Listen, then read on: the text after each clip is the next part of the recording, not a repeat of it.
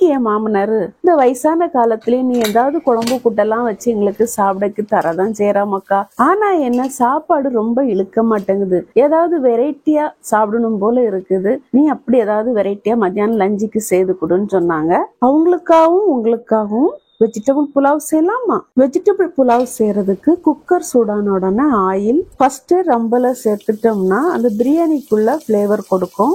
Biryani ஸ்பைசஸ powder ஆக்கி போட்டுட்டேன். இல்லன்னு வைங்க, நல்லா சாப்பிட்டுட்டே இருக்கும் போது அங்கங்க ஒரு ஏலக்காய் கிராம்புன்னு கடிவிடும் போது குழந்தைங்க சாப்பிடுறதுக்கு மனம் இல்லாம ஒதுக்கி வச்சிருவாங்க.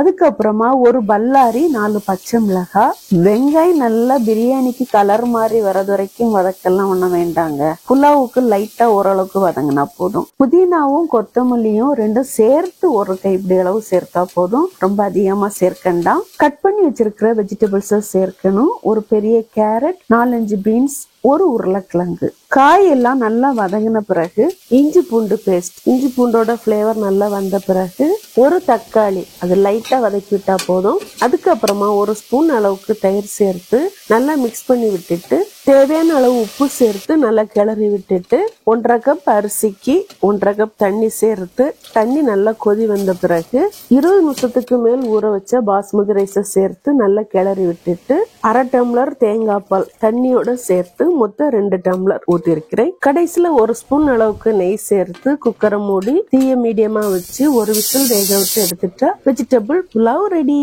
அன்டில் தென் இது உங்கள் பெல் குக்கிங். மீண்டும் ஒரு புதிய வீடியோவில் சந்திப்போம். நன்றி. வரட்டும்.